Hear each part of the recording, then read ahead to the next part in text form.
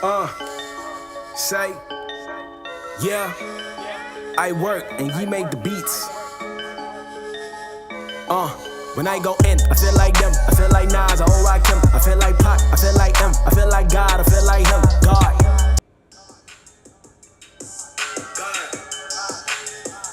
Sam, what up? Purple Flip, what up? Tomorrow, Dana, oh, what's up? Welcome to the live. How do I do this again?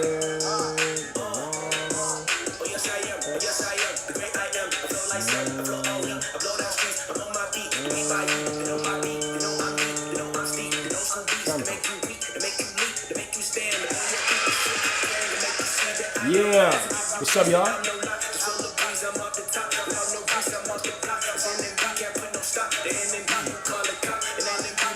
What's up, y'all? For those who don't know me, man, my name is King Hoodie. I'm a recording artist from Miami-Dade County, Florida. I make music.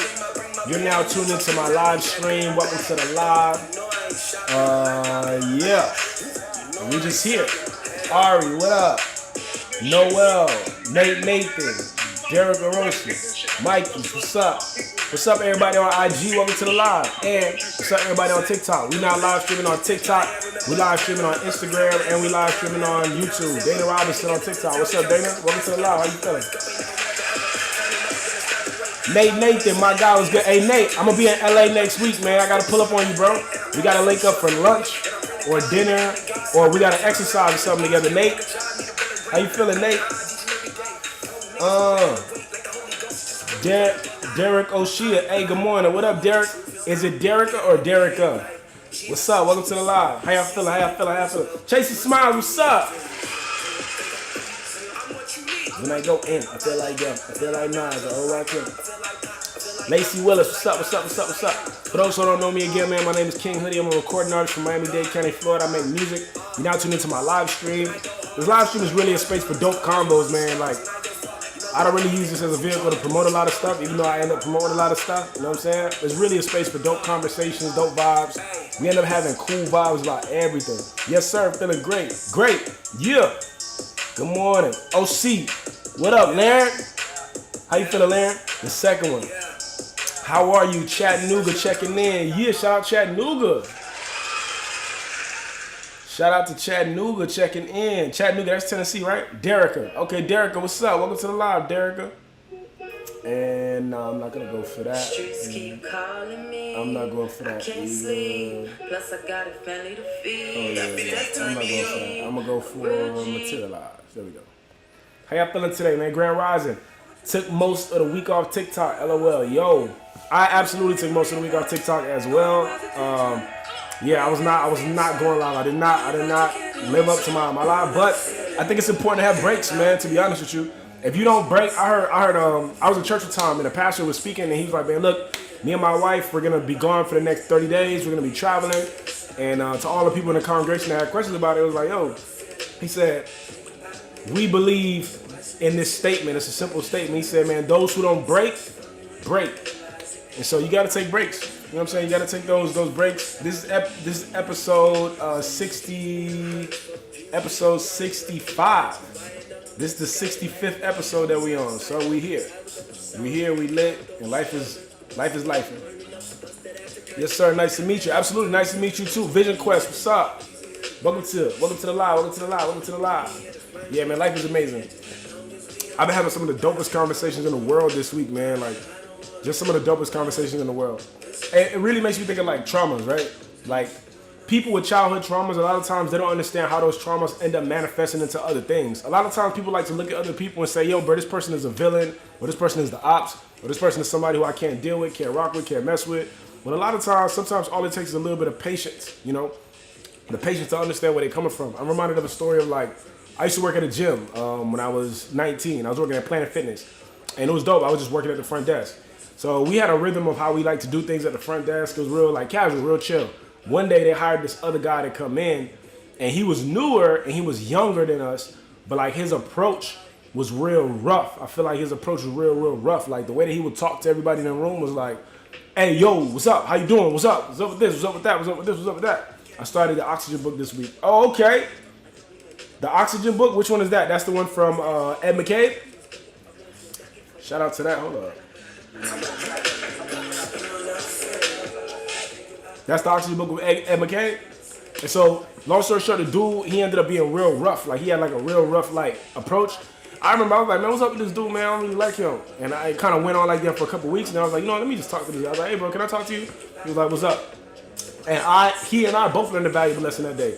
The lesson I learned was like, yo, bro, I just put him to the back and I'm like, man, I'll be honest, I really don't, like, I feel like the way that you speak to some of us is like a little like rough. You sound aggressive, you sound like bossy, like you trying to be over people. You just started working here. So we like, you know, I don't want you, I want to get an understanding. And he just didn't know that. He just did not know that that's how he was sounding. He didn't know that that was what his approach was. He didn't know that people were responding like, he's like, oh man, I'm sorry, bro. I didn't know that I was coming off like that. I apologize. He's young, so he's like, I'm just nervous. I'm just trying to do my best.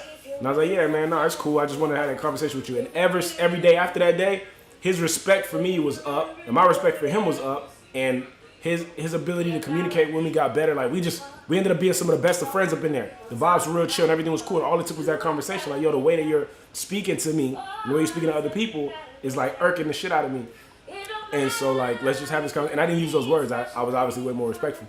But it's like, sometimes you just gotta have those conversations with people because you really don't know where they're coming from. You don't really know what their vibe is about. You know what I'm saying? Like, you don't really know why they are acting or why they respond the way they respond to something. It just be like that. Chase Smiles, yes. Fire. So, Chase Smiles, you read the Oxygen book. That's interesting to me because I actually never read the Oxygen book.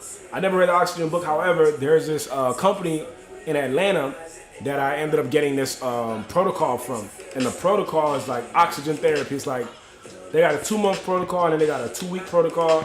And their system was based on what that guy, Dr. McCabe, you know, I guess, was big on, like what he put out there.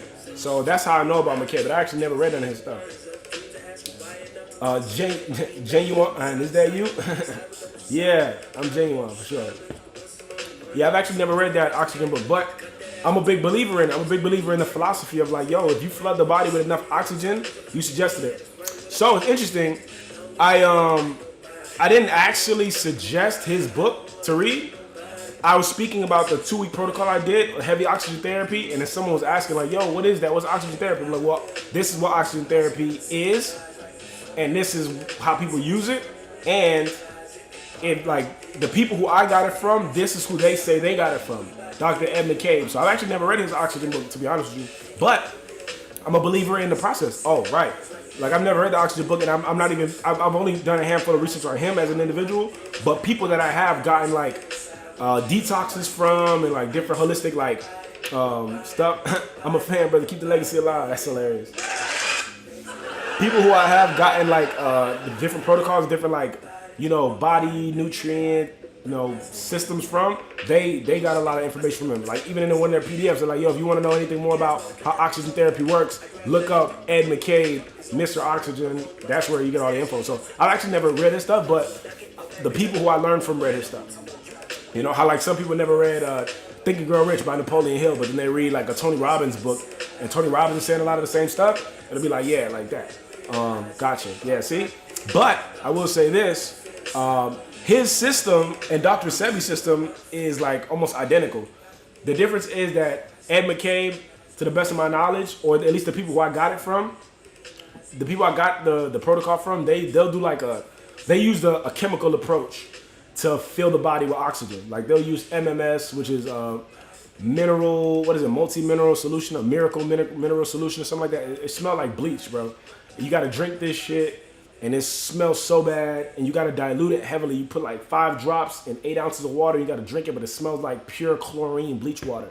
But when I tell you it like cleans your body out, like it cleans your body out like to another level. So his belief system, Ed McCabe, and then the people who I'm getting this stuff from, like, they use a chemical approach to it, but Dr. Sebi, he used a more natural, more holistic approach to it. But both of them were on the same shit. Oh, they talk about ozone injection and peroxide.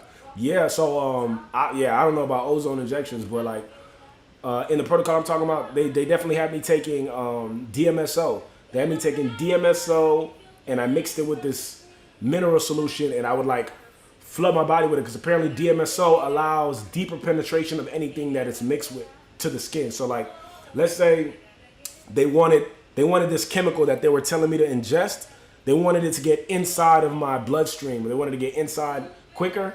So instead of doing some sort of intravenous type of thing, they were like, yo, take DMSO and mix it with these drops and put it into a spray bottle and spray your body with it. And that's just gonna allow the liquid, and it's gonna allow the solution to penetrate deeply into your cells. At the same time, you're also ingesting it like, you know, internally. So you're spraying your body with this solution and you're also ingesting it internally. And it's just eradicating anything in your body. When I did that shit, I inadvertently cured myself of eczema, which is weird. I used to have eczema rashes all on my arms for a long time. And then the first time I did the protocol, my eczema got super bad. Like, it was like crawling up my arm. And I never had that before, ever. And one of my homies was like, yo, bro, what's happening with your arm? I'm like, I don't know, bro, my eczema, but it's going real bad now. But I'm doing this detox. He was like, oh, you know what? He said, man, I bet that it's responding that way because of that detox you're doing. And I bet that when that detox is done, you'll probably never have eczema again. And he was right. I never had that kind of rash again. Although I do have like a weirder rash on my finger, but it's way like, if this eczema rash on my finger is like the best of it, then hey, that's way better than what I had before, because it shows all on my arms. And I think if I just do the detox again, I'll probably get rid of this, because I feel like this just came back around randomly in recent years. But it was gone for a long time. Like, I had no sort of rashes whatsoever. And so it's real different. Mila, what up, Mila? Welcome to the live. Yeah. So I say that to say, man, like, Dr. Sebi's approach is a more holistic approach, and these guys use more like chemicals, but it's all the same. Their belief system is that if you could flood the body with enough oxygen, it will cure anything in the body. You know what I'm saying? It'll cure anything in the body. And if you fill the body with enough alkaline, if you get your alkaline levels up, it won't allow any sort of disease or infection to exist. And I feel like that's such a simple concept, but it's so hard for people to like understand, you know, because doctors don't say that, and we believe doctors over everyone, which is crazy. Let me see. I had an allergic reaction like that to acrylic. It was really itchy. Yolanda, what up, Yolanda? Yeah, I don't know what I don't know. I have no idea how eczema works, but I guarantee that when I did that detox, it cleaned that shit out. Feel me? He explains that we do really know, that we do not really know what a detox is. It's a lot more work than we imagine. Ah, interesting. Woman of a King, hello. What up, Woman of a King? Welcome to the live. All right, Mimi. What up, Mimi? Welcome to the live, Mimi. Welcome. I see you over there. Yeah, nah. Of course. Man Bun, Sauce Wave God. What up, Sauce Wave God? Isaac Ventura on YouTube. What up, Isaac? Welcome to the live. Yeah, man. Nah, I tell you this, bro. Like, you be surprised. And that's why I'm so like interested in doing experimentations on myself as a human, because you never know. I always tell people this, like, growing up, I used to catch strep throat all the time. Like, if you ever had strep throat, Yolanda, thank you for liking the live. If you ever had strep throat, and y'all make sure to keep tapping the screen. When you tap the screen, it makes the hearts go up. When the hearts go up, more people get aware of the live. So more people come up in here. We have a big party up in the live, and it ends up being a great conversation. It gets super interesting in here. So y'all make sure to keep tapping the screen. Y'all make sure to keep sharing the live to other people who also like these dope kind of conversations. And y'all make sure to follow me if you're not already following me. Help me reach my live. Go to these 5 teddy bear looking rolls type, whatever this is. And then subscribe to me. That's what the star is for. Subscribe to the kid. Yeah, appreciate you guys. Yeah, but I'm big on experimenting myself. Isaac Ventura. All right, what up, Isaac? Welcome. I'm big on experimenting like on myself, because cute and knowledgeable. I heart Mimi, cute and knowledgeable on IG. For sure. That's what we are, man. We out here cute and knowledgeable. And you're right, I definitely gotta go back in and make them t-shirts. But I'll say this, like, so I used to catch strep throat since I was a kid, like since 12, 13, 14, 15, 16, 17. And it was like every other week. I was so scared of like just anything. I did everything in my power to not get it, to not get sick. But I will always have strep throat, bro. And if you ever had strep throat is the worst. Like, I didn't know that strep throat can get so bad that it can kill you if you don't treat it. But strep throat is bad. For example, strep throat killed the creator of the Muppets, like Jim Morrison, whatever his name is. It killed him. He got strep throat. And I was like, whoa, that's crazy. I didn't know it could get that bad. But this guy, like, I used to get strep throat all the time. And I used to think it was just my body. Like, man, my body is just messed up. I have a low immune system. I'm just really susceptible to this thing. I hate it, whatever. I just thought it was cursed. because I kept getting it. And if you ever had strep throat, it's like painful. Every time you swallow it, it feels like somebody's stabbing you in the neck with a needle. Like it's just really sharp pains in the back of your throat every time you swallow. And think about how many times you swallow a day. You know what I'm saying? No funny jokes intended, but just being real. Like it hurts a lot. So, and the only way to fix it is by like flooding your body with antibiotics. So I used to have to go to the hospital, and I have really bad strep throat, and then they'll give me like a shot in the butt of like antibiotics, and then they give me some pills to take for the rest of the days. And it was an ongoing thing for years, for months. Like every month, I would have to go to the hospital for strep throat, and every year, like it just kept going on forever. Until one day, I was in the hospital, and this young Spanish doctor made this statement. Dr. MHB, what up? This young Spanish doctor who was treating me this one of many times I had strep throat was like, hey, you have strep throat? I was like, yeah. He's like, hey, if you want to, you know what you could do to make sure that never happens again? I was like, what? He's like, man, stop drinking milk. I was like, stop drinking milk. I was like, that sounds so stupid. Like, it sounded dumb. He just sounded dumb. I was like, this is a biological problem that I'm having. What are you talking about? Stop drinking, man. I had to be like 13 or 14. I thought I knew everything. I was like, man, are you dumb? Like, and it just sounded dumb. And then furthermore, what am I going to eat with my cereal? Like, I drink milk all the time. Because they say milk is good for you, right? Milk is good for you. So I'm like, this guy sounds dumb, right? Didn't listen to him. Kept going on years and years and years of strep throat. Every month, strep throat, bro. Strep throat is just like bacteria build up in the back of your throat, and it causes these like open like lesions and shit. It's just the worst. Yes, pasteurized cow milk specifically. Right, okay. So this went on for years, and I just thought I was cursed. And I thought it was just my life, because it kept happening to me forever. And I'm just always thinking, okay, it's just my life, right? Then one day, I'm studying Steve Jobs, right? I'm watching the Steve Jobs commencement speech. He's actually giving a commencement speech, speaking at, I think, Stanford or something like that. And he made a statement. He said, you can't believe everything that you hear. You can't believe everybody that you hear. He said, the dairy industry has been trying to convince us for the past 40 years that milk is good for us. It's a lie, but they tried anyway. And that kind of stayed in my brain for a little while. So the next time I went, people forget that your tonsils are literally open organs at the back of your throat. Facts. You aren't supposed to drink milk after 2 years old, but I do still drink it. Tina. What up, Tina? Welcome to the live. All right, so I'm in the grocery store, right? Months after that, whatever. Sometime after hearing Steve Jobs say the dairy industry has been lying to us for 40 years, I'm in the grocery store. I'm about to go get some milk. And before I pull up to the milk to grab some vitamin D whole milk with the red top on it, I'm like, man, hold up. I remember what Steve Jobs said about the milk being a lie, like these people lying to us that it's good for us and not really good for us. And then I heard someone else say, like, yo, they say milk has vitamin D and calcium and this, that, right? He said, yeah, milk has all those things. They're right. They put it in there. And I was like, what? He's like, yo, they put that stuff in the milk the same way they put vitamin D on a shelf in a capsule somewhere. They put vitamin D in milk. They put vitamin D in calcium. That shit doesn't naturally just come with that stuff, bro. Like, and there's a lot of stuff in there. So I'm about to buy this milk, and I said, man, you know what? Let me Google this really quickly to see if this is actually good for you. So I Googled it right in the milk aisle. I'm like, is milk good for you? And sure enough, Google does what Google does, and this shit gives me a bunch of different things. And I ended up on one article where it was like, milk, like most things in life, can be good for some people and can be bad for other people. Milk has been known and been linked to this thing, strep throat, inflammation, this thing, and then the list kept going. Like it's been linked to a bunch of different shit, but the only one that I looked at was strep throat. I'm like, huh? And then it made me think of that doctor who told me that thing. Ajane, what up, Ajane? Welcome to the live. It made me think of that doctor. It made me think, James Clint, what up, James Clint? It made me think of that doctor who told me don't drink milk when I was a kid. And so I'm like, hold up. Okay, let me do an experiment on myself. Let me experiment. For the next 30 days, I'm not going to drink any milk. And if I don't get strep throat, then I will know that the milk has been causing my strep throat all these damn years. So I did an experiment. I'm like, okay, I'm not going to drink any milk for the next 30 days. Let me see. That's how frequent I was catching it. Like, it was between, like, sometime every month I was catching strep throat. And I'm a grown-ass adult at this point, but I'm still catching it. So I was like, let me do this experiment. 30 days, didn't drink any milk. So I didn't buy the milk that day. 30 days, no milk. Let's see what happens. That 30 days was 8 years ago. And from 8 years ago, when I made that decision in Walmart to not buy that milk, to Google it before I bought it, and then to say, let me do an experiment to see if 30 days I don't get no strep throat. 8 years has passed, and I have not gotten any strep throat since then. And mind you, this was something that was happening. We rocking the night. Peace, Lord.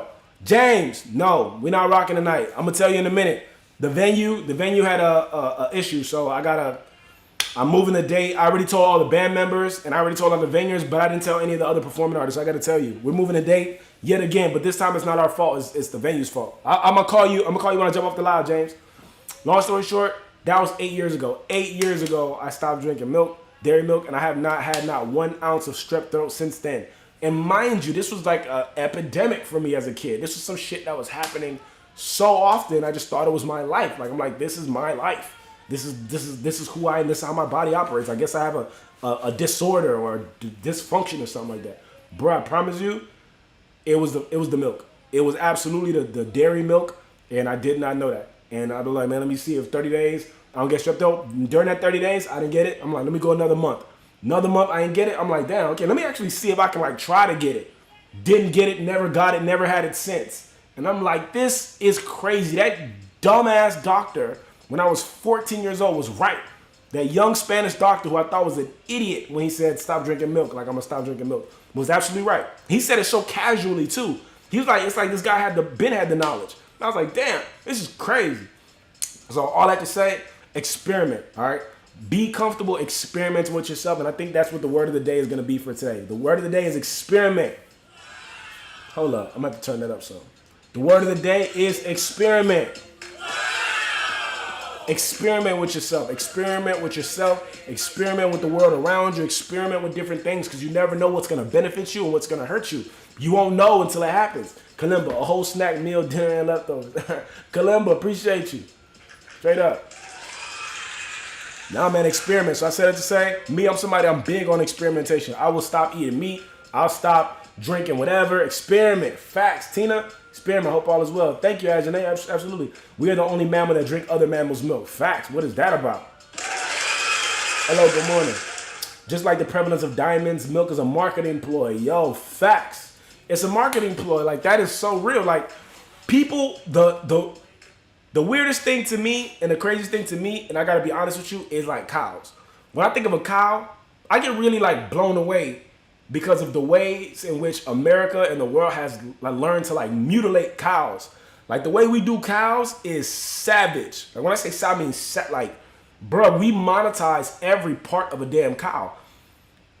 Cow feet, cow tongue, cow tail, oxtail, ribs, ground beef, milk, cow tongue. Then we rip the fur off and make boots. We make purses with their fur. Like, yo, we mutilate. We use just about every part. And then the bone broth.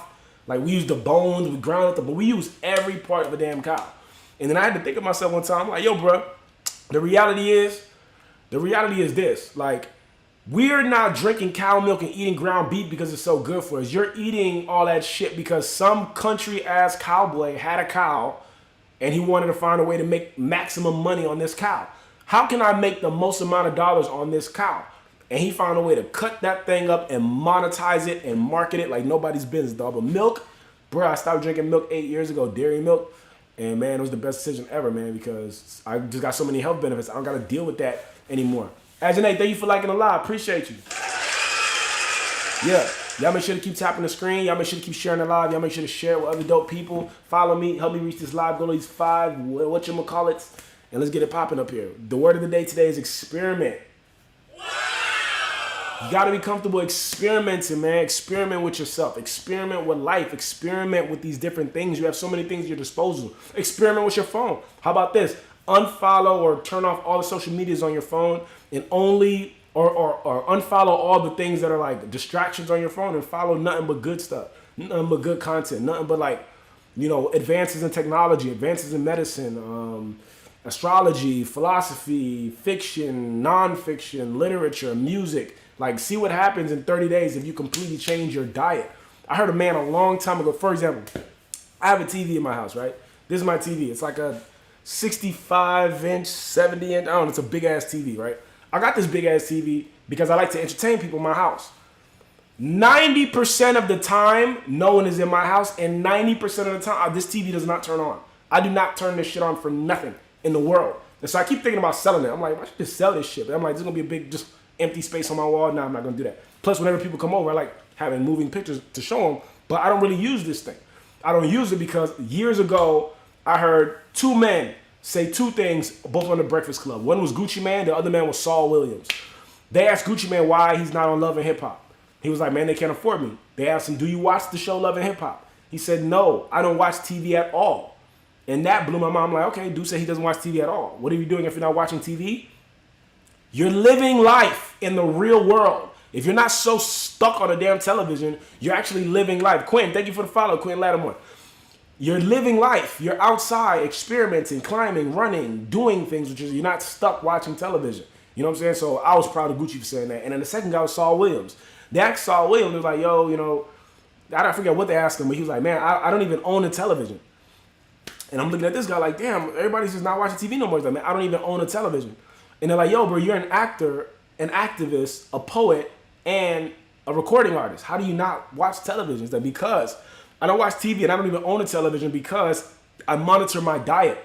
I like to monitor my diet. Your diet is not just what you eat. Your diet is everything that you intake. Everything that comes into your physical vessel is your diet. And you got to monitor your diet. So he's like, bro, I don't like watching television because I like to monitor my diet. I have to monitor what I read. I have to monitor what I watch. I have to monitor who I hang out with. I have to monitor what I listen to. I have to monitor the people that are even around me. Like, at any point in time, I have to monitor those things because they're all contributing factors to who I am as a person. Everything around me affects how I am, how I feel, how I think, how I speak, how I operate, how I show up in the world. So if I'm not watching my diet, if I'm not vigilant, if my mind is just this open playground for anybody to come and play in it, then I'm going to be a victim. I'm going to be highly susceptible to the negative influences of other people. You know what I'm saying? I think Zig Ziglar calls that a sniop. He says never be a sniop. A sniop is somebody who is susceptible to the negative influences of other people. S-N-I-O-P. Zig Ziglar, right? You don't want to be that kind of person that's just susceptible to other people's bullshit at any point in time. You want to be the kind of person that has your mind so fortified that the only things that you allow yourself to ingest are the things that benefit you.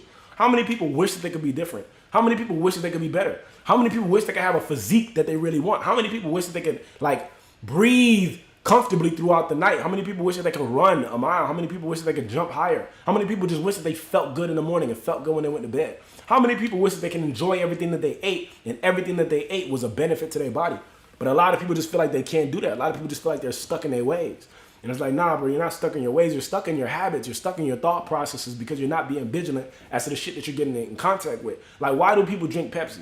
I don't understand it. Pepsi is not good for you on any effing level. Like, not on any level whatsoever at all.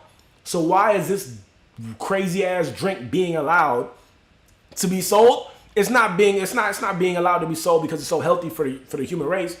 It's just because somebody got some motor oil that they want to call a soda and feed it to you. It's not because it's so good for you. Pepsi ain't good for you. Coke ain't good for you. None of the, man, a majority of those juices and cookies and candies and cakes and all that shit that's in the grocery store is not good for you at all. Why is it being allowed to be sold? Because somebody got a product and somebody wants to allow them to sell it. Because this person's going to make money when you buy it, and this person's going to make money when you buy it from them, and then they got to pay taxes to them. So the government's allowing these companies to sell you anything. Anything, bro. But so don't go into the grocery store thinking like, yo, I can just go up in here and buy and snatch up whatever I want. Because if it's in the grocery store, it must be safe. Bro, that's the biggest misconception a lot of people have. If America is allowing me to get it, it must be okay. Are you crazy? The obesity rates in this country are higher than any other country throughout the planet. What are you talking about? Obesity, high blood pressure, mortality rates dropping in the United States of America. Don't allow yourself to be another casualty by being oblivious to the reality of the situation that some of that shit that's openly marketed to you is just not good for you.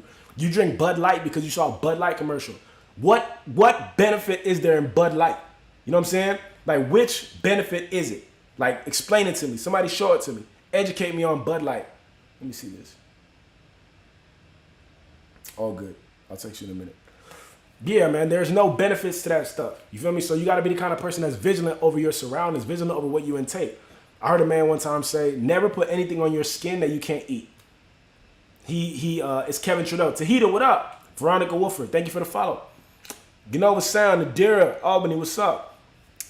This guy, Kevin Trudeau, he got a book. Tahita, what up? He got a book called Natural Cures They Don't Want You to Know About. Kevin Trudeau is one of my mentors, like nobody's business. Like I listen to like a good 85 to 90% of what I hear Kevin Trudeau say. Like that's somebody who I highly respect. He changed my life hand over fist for years. His thought process and the process of like eliminating that which isn't useful for you and only focusing on that which is beneficial for you is just life changing. His thought process is amazing. I love listening to Kevin Trudeau. But he got a book called Natural Cures That I Want You to Know About. In the book he says, never put anything, Jeray Womack, what up? In the book he says, never put anything on your skin that you can't eat.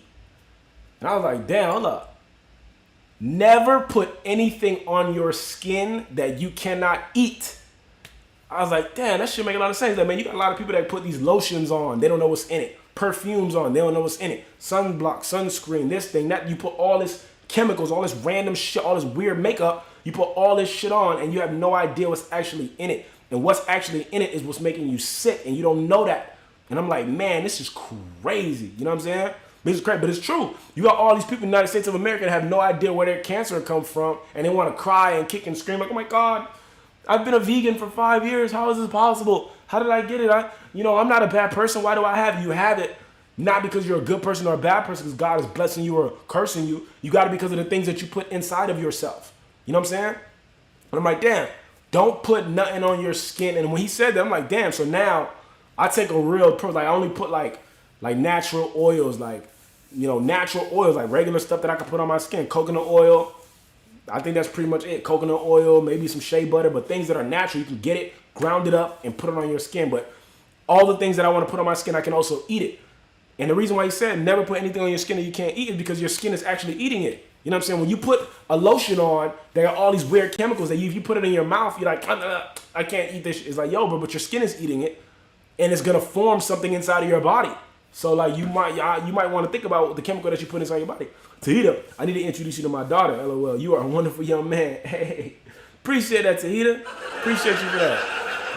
I would love to meet your daughter, absolutely.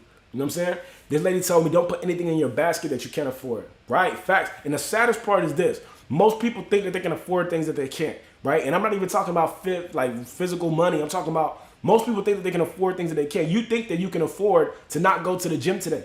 You think that you can afford to eat that pack of cookies today. You think you can afford to eat a burger. You think you can afford to like eat these products that have these bad, terrible ingredients. You think you can afford to eat them cookies and candies and cake. You think you can afford that stuff until you become obese or until you get diabetes or high blood pressure, hypertension, until some sort of malady comes in your body.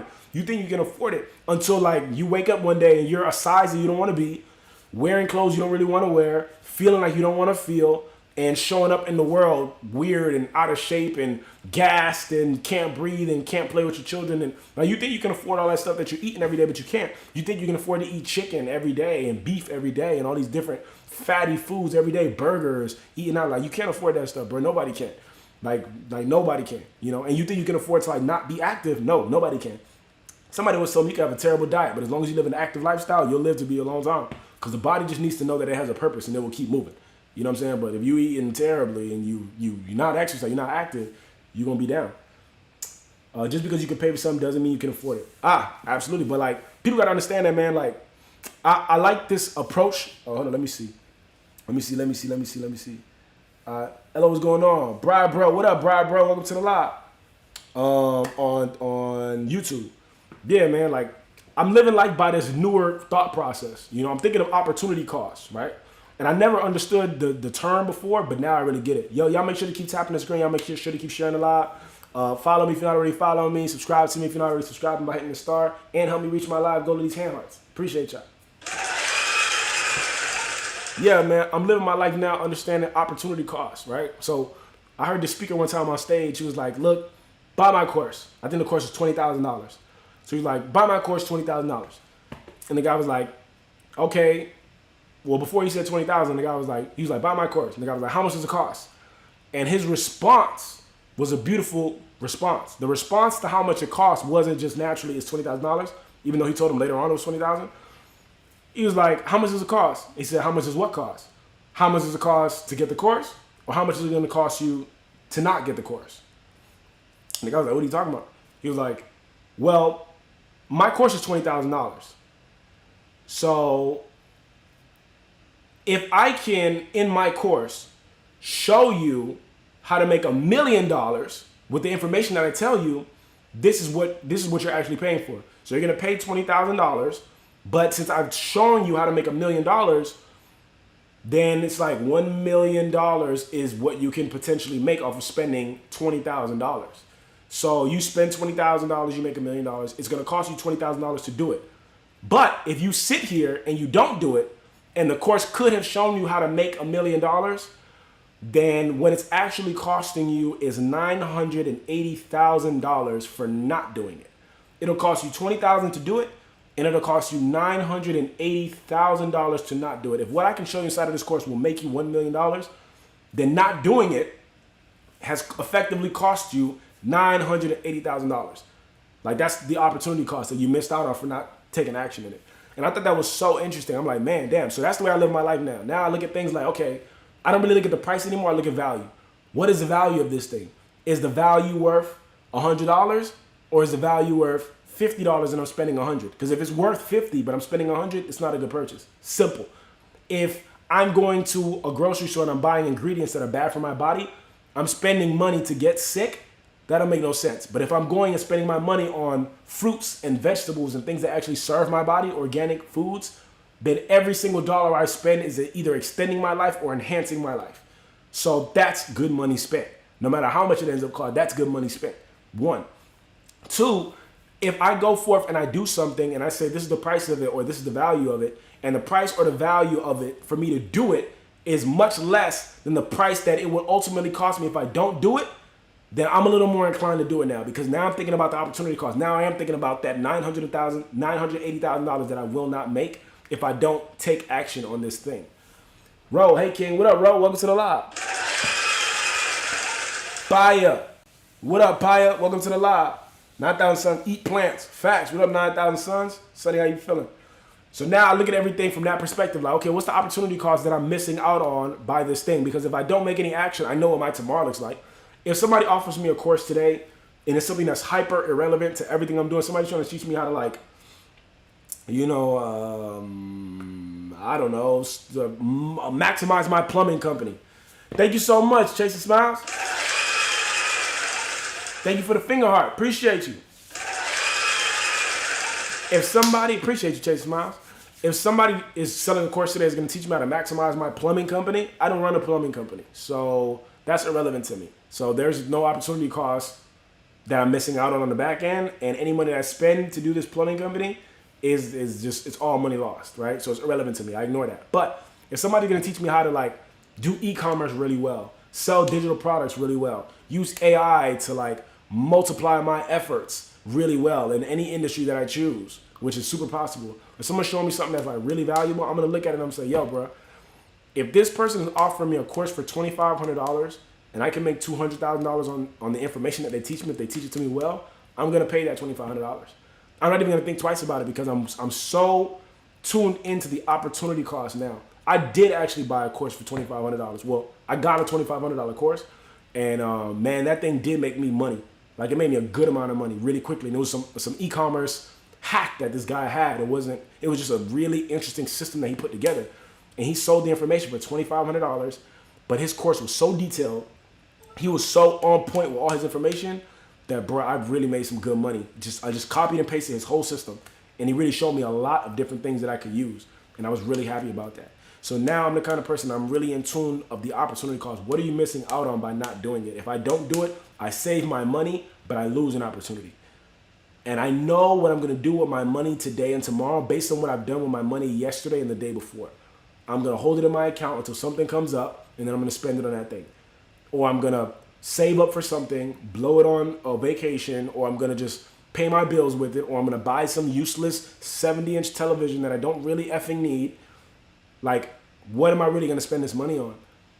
Myron Golden has a really interesting saying. He says, the difference between poor people and rich people is what they believe the use of money is. And I say this a lot of times on the live, but I enjoy reiterating things, because what do they say? Repetition is the father of learning. Like, we have to continually compound in like information into our minds in order for us to really, like, get it and for it to really germinate. That's why, like, I'll read a book and I'll read it slowly and I'll read it again and again. If I read something in a book that I think is, like, incredible, I'll read it until I understand it. I can't just whip out these quotes like my favorite quote from a book. If you're truly afraid of failing at something, then the presence of that fear may be a key indicator that you've accurately identified what you really need to do with your life. Dr. Dave Martin wrote that in his book, 12 Traits of the Greats. I read that in 2012, and that forced me to make music because I liked what that said. And I was like, bro, this is such a bar, I'm going to remember this. I think that this is useful for me, and I also think it's useful for anybody else who I might come across that might also like this shit. I'm going to remember this. So if it's important, remember it. But I like to reiterate a lot of these things. Myron Golden says, the difference between poor people and rich people is what they believe the use of money is. Poor people believe that the use of money is to make money so that they can pay bills so that they can survive. I make my money so I can pay the bills off, and as long as I'm surviving, then I'm doing well. That's what poor people think the use of money is. Middle class people believe that the use of money is to buy things on credit and then pay those things off on their credit card with the cash that they get from their income, and then maintain that cycle of using credit and then paying my credit off or paying my credit down, using it, paying it down, using it, paying down. They live in a perpetual state of debt, and they just kind of live in this cycle of maintaining good credit and having a certain type of lifestyle. Middle class people. Wealthy people understand that the use of money is to make more money. The real use of money is to use it to make more money. Poor people think it's just about surviving. Middle class people think it's about spending what they don't have and then earning the difference so that they can pay that off in a little while so that eventually they can get their credit down enough so that they can buy something else that they don't really need and they kind of maintain that. And the wealthy people just know every dollar I get is to be used to make another dollar. Every $100 I get, I need to put it into that vehicle. If you find people that like love trading, these people, bro, every penny that they get, they're putting it into their trade. Next trade, next trade, next trade, next trade. People who are like serial entrepreneurs, every penny that they get, they're putting it into, inventory. The more I have that's already selling, the more I'll be able to sell based on the more that I have. Keep buying more. They're obsessive about making their money multiply. That is the merit, and that's the difference of a person who is perpetually broke, perpetually in debt, or perpetually making money, making their money make money. So like in that kind of mindset and that kind of frame of thinking, I feel like the entire world can be explained, every single person. Someone else said another incredible quote, and I can't remember who said this, but it was such a bar. He said, if you take all the money that's in the world right now, right? Like the wealthy money, like if you take all the money in the world and you divide it evenly amongst everybody on the planet, in a short amount of time, all that money will still end up in the same hands that it's in right now.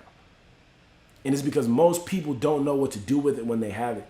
Think about all the money that was given, unearned money that was given during, what up, Carter like Jimmy?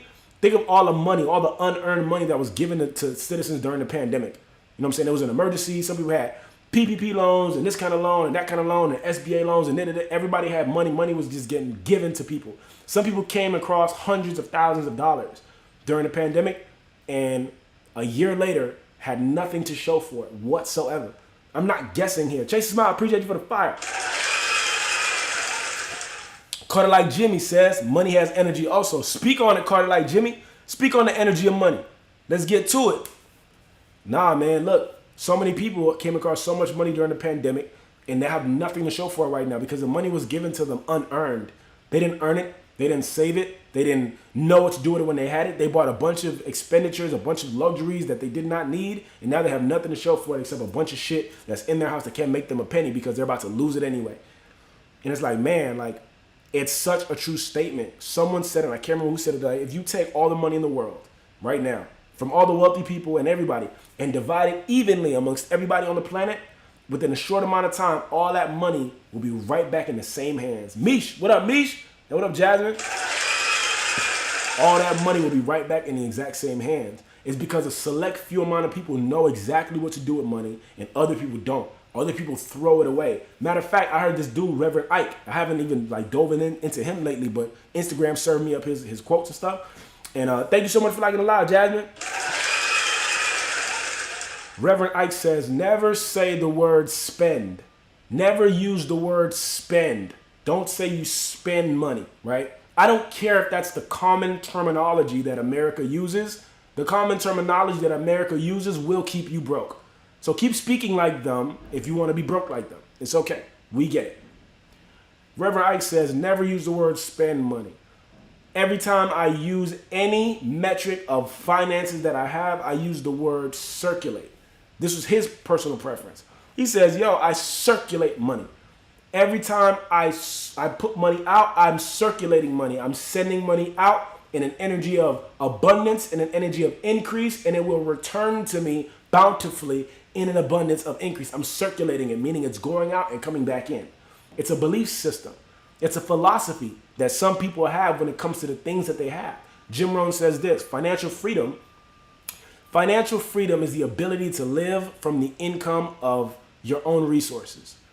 When I'm financially free, it's not because I done stacked enough money in corporate America that I don't need to work for nobody no more. No, you're not financially free because all you did was make a shit ton of money off of someone else's brand and you're hoarding it now. You're not financially free whatsoever. You're only financially free once you can live from the income of your own resource. That means you have something that is bringing income into you. The thing that's providing income, that's pumping money into your bank account, is something that you own. That's when you're financially free. And a lot of people don't get it, but I love that definition of financial freedom by Jim Rohn. I got it written over there on my wall. For anybody who can't see my wall over there is just filled with information. And I just love it. But I said it to say, these are the types of ways in which we need to think in order for us to break those habits that we have. Like, I really like how Reverend Ike said, bro, don't say spend money, say circulate money. I'm like, y'all like that shit. Because if I think about circulation, like you can't spell circulate without spelling circle. So I'm like, okay, what happens in a circle? It's a never-ending cycle that returns back to its origin, non-stop. The power of words is incredible, bro. And if you don't understand that shit, like if you're any kind of believer in anything, if you believe in the Bible, for instance, in the beginning, what did they say it was? In the beginning was the dress code? Nah. In the beginning was the painting? Nah. In the beginning was the dance move? Nah. In the beginning was, the tax form? Nah. In the beginning was Yvette Rose right there. What is it, Yvette Rose? Yvette Rose said it clearly and plainly. In the beginning was the word, homie. That's it, the word. God said, let there be light, and bam, there it was. Like, there's a bunch of things in your life that you've called into your life, and because there was a gap, and when you said it, and when you received it, you don't even realize that you manifested that shit yourself. You feel me? Think about all the times you were so scared about randomly getting into a car accident, and then you got into a car accident on some random shit. Like, damn it, I knew this was gonna happen. So you're either psychic and negative, or you're just using a simple law to claim things over your life. The same way God claims things over your life. Say it and it is done. There's power in words, man. So if you, like when Reverend Ike said, never say I'm spending money, say I'm circulating money, I can already feel a change. You know what I'm saying? Like, damn, circulation, circle, it goes in a circle. Meaning it's going out and coming back. Going out and coming back. It don't need to come back to the same vehicle. I'm not going to go to McDonald's, give them $1, and then they're going to give me back $1. Nah, but it is going to come back to me. An increase. I'm sending money out, and I need to widen my perspective. You need to widen the way that you see shit. If I go inside of a store and I say I'm putting money into this store and it's gonna get locked into that store forever, I really have a very limited view of this world and this universe. You need to just understand that this store is simply one physical construct, and it belongs to a larger business, and it belongs to a larger industry that belongs to a larger environment of human beings on this planet. So every time I put something out there into the universe, it's supposed to come back. I can go spend some money at Foot Locker and that money's gonna come back. Why? Because I sent it out into the world if I can see it that way. If I can only see it as I spend bread at Foot Locker ain't paying me no money, then I'm just looking at like I'm sending it in one direction and it's going out and never to return. Which is weird. You know what I'm saying? Which like, you really have a very limited scope if that's the way you think about it. And even if you do think about it like that, why don't you buy stocks in Foot Locker, bro? Make that shit make sense. A friend of mine said, yo, bro, look, if you really want to like feel good about your purchases, buy shares of companies that you buy at. Then you'll feel great about everything you do because you're making money on the profit that you're spending. You buy a lot at Walmart, go get some Walmart shares. You buy a lot of Apple shares. Every time a phone comes out, go buy some Apple shares, bro. Those are blue chip stocks, but it don't matter. Go and get them. You know what I mean? Because you keep spending money over there, so you might as well make some money on what you're spending because you and the whole world keep going to Target. Buy some Target shares. Like, another homie told me that shit. I was like, that's very smart. But that's even if you do have that limited perspective of I'm spending money at Foot Locker, go buy some fucking Foot Locker shares, bro. Buy some Foot Locker shares. If you keep spending money there, you keep spending money and you know the world's going to keep spending money, go buy some shares. Buy as many as you can. Matter of fact, save up the next 6 months worth of all the bread that you would spend at Foot Locker and go invest it in Foot Locker stocks and see how that serves you. I don't know, but you love them so damn much, you might as well make some money off of them. You feel me? It's going to cost you the same amount. If you really look at it, Myron Golden also says 2 things that are equal to the same thing are also equal to each other. And I'm like, yeah, bro, it is. You feel me? If that money going out anyway, you might as well let the money go out in a way that's going to come back. If you don't believe in the circulation of the universe, at least believe in the circulation of that dollar at Foot Locker. Send it into the, go get you a TD Ameritrade account, look up Foot Locker's ticker, and bang that shit out. Do it. You could do that today. Carter Like Jimmy. Boom. My dog Carter Like Jimmy's going off over here, right? This is one of my guys. Shout out Big Vito. He always got good stuff, man. And I love having a conversation with him. He on IG, and he said money also has an energy. He said it has transformative power. It's a creative force. It's not about the accumulation of wealth, but the circulation of abundance. Bars. Let's get it. Again, Carter Like Jimmy says, same reason on the other side why I don't do business with desperate people. Desperation has an energy that's no bueno. Psh. Set it off, Carter Like Jimmy. Go ahead. Snap it in the comments. All right, Carter Like Jimmy also says, very important to say what you mean and mean what you say. Bars. And finally, he says, words offer. Okay, I think he meant understanding. Yeah, words offer understandings. The right words provide clarity. Facts. Come on, bro. It's the same thing that we've been taught since we was kids. Like, watch what you say. You know what I'm saying? Like, when I was a kid, they used to always tell me, don't play in a wheelchair. Like, they're like, I used to be like, yo, bro, if I see a chair that got wheels on it, I'm a kid. I'm playing with that shit. Like, come on. But they used to be like, don't play in a wheelchair or else you're going to call that upon yourself. I'm like, don't play in a wheelchair or else I'm going to call it upon me. Where do you get this level of superstition from?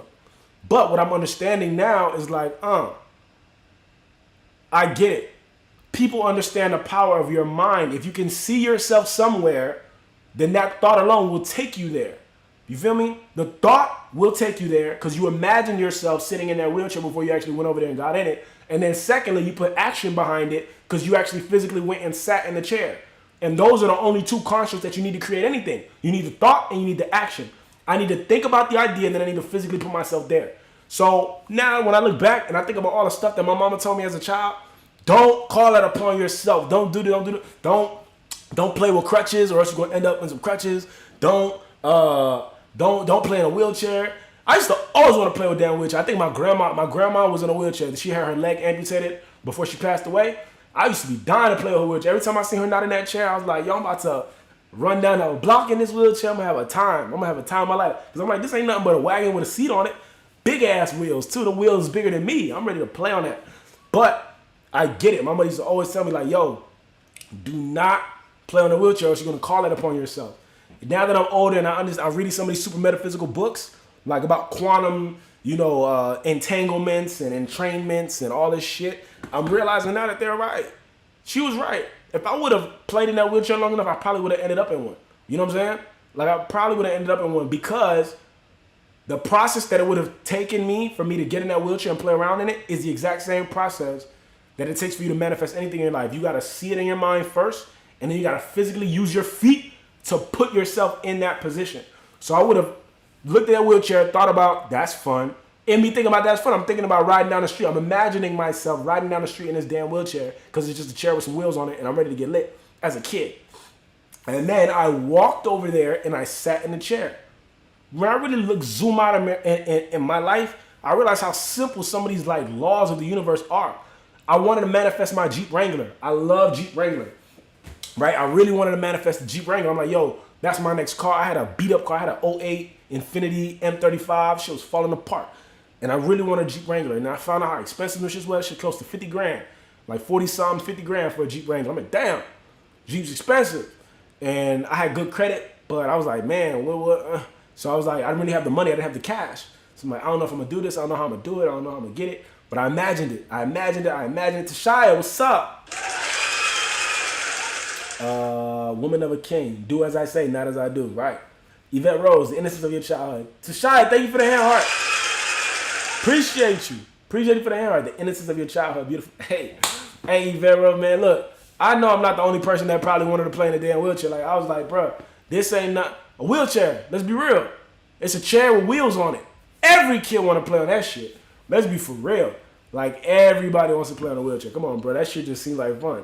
Every other chair is standing still. This shit moves. I can take this shit outside. Oh, this shit was meant for outside. Oh, I'm going outside with this shit for sure.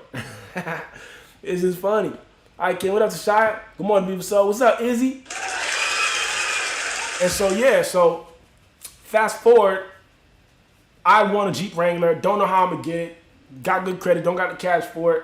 And if you don't got the cash to put the down payment, then you probably don't got the cash for the payments either. I'm going from no payments to payments. So I'm like, I don't know. But I imagine it so much that I went and got me a Jeep Wrangler manual.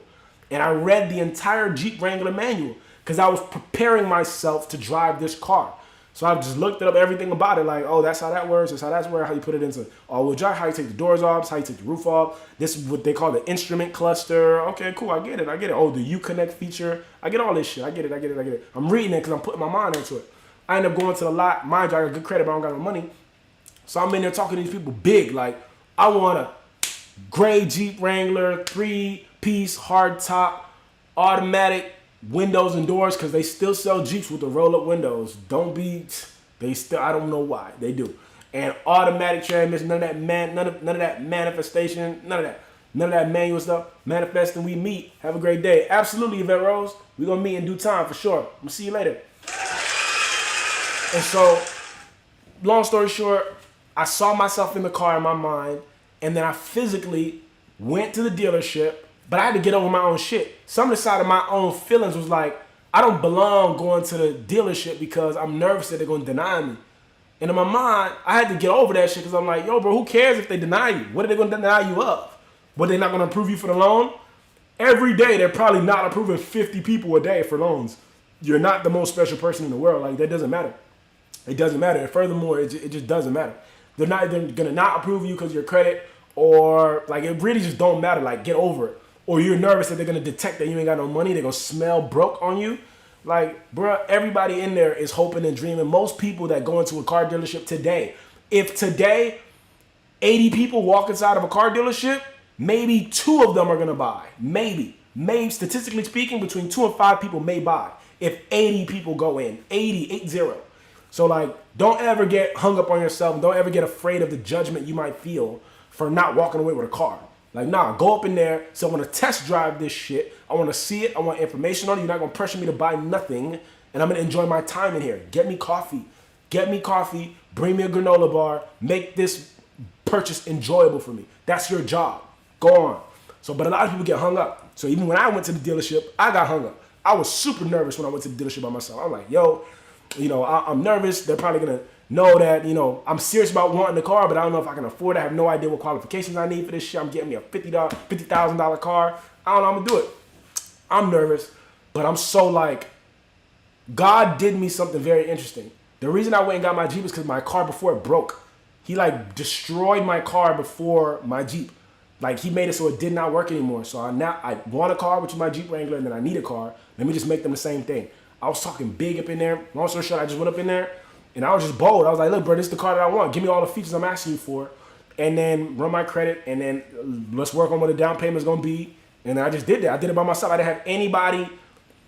Peace, woman of a king. Talk to you later. I didn't have anybody to help me. I didn't have anybody walking me through there. No one showed me the ropes of car dealerships and the scams that they do. I just knew I wasn't getting none of them extra fucking features. And you're going to allow me to pay the lowest amount of monthly payments possible. Or else you're not getting a penny from me, bro. That's it.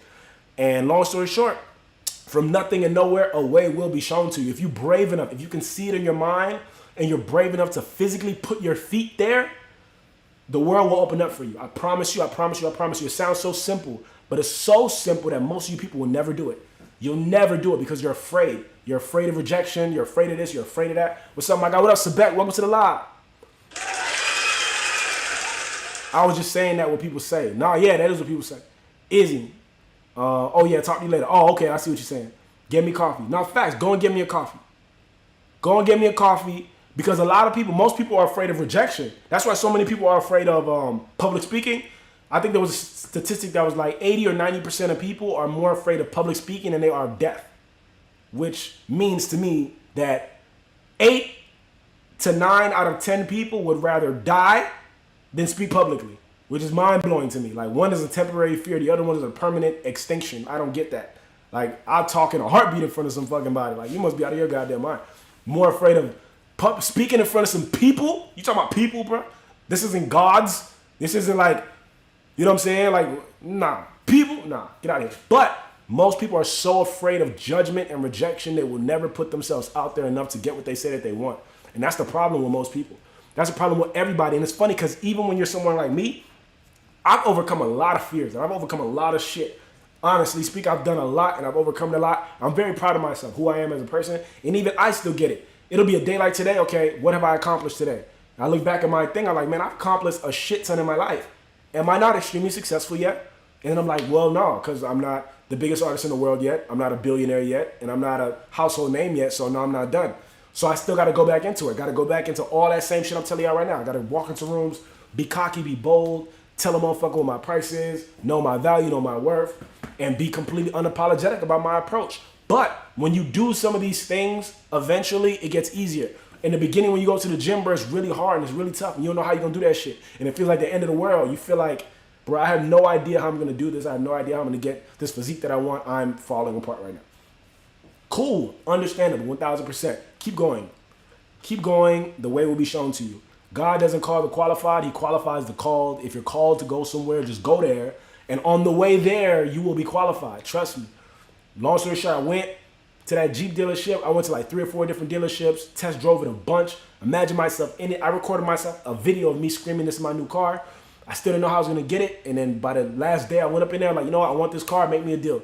Dude was like, all right, cool. Boom, boom, boom. This is what I need from you. I'm like, look, I'm a recording artist. I'll be honest. I just hustle and I make my money the way I make it. I probably don't have all these like pay stubs and shit you're asking for. He's like, well, bro, to be honest, we don't need none of that shit. Your credit is great. As long as you got the money, the bank already is approving you for the loan. You're good. I'm like, I'm good. I don't need none of these documents. He said, you don't need jack shit. You got the money? I'm like, yeah, for sure. Gave him the money, worked on that shit. They try to, when you get in that back room, they try to hit you with all them features and like, oh, well, you know, really it's going to end up being, I'm like, it's not going to end up being none of that shit you're talking about. None of those packages, none of that shit, none of that shit, none of that shit. They told me about y'all in the back. They told me about y'all in the back room.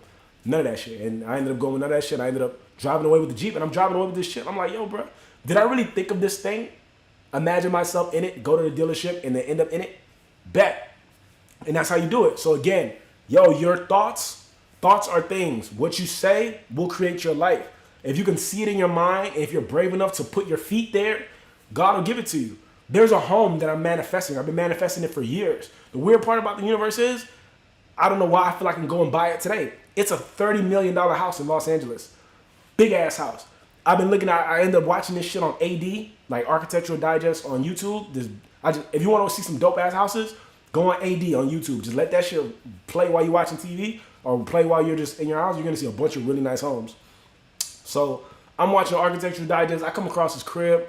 I'm like, yo, this crib is sexy. This is my crib right here. I'm going to need this. I don't care about the rest of these shits. Fuck the other houses. I want this house right here. See it? This shit got a waterfall in the front. I'm like, yeah, I'm going to need this. In the driveway, you got a waterfall. Yeah, I'm going to need this. I'm going to need it for sure. Got 3 or 4 levels. I'm going to need this. $30 million house. And I've been looking at it. I got it on my vision board, got it on my backdrop. One day, I'm in LA, right? I'm in LA, and I always go to LA. I'm about to go to LA again. I'm in LA, and I'm like, hold up. I'm in LA. This house is in LA.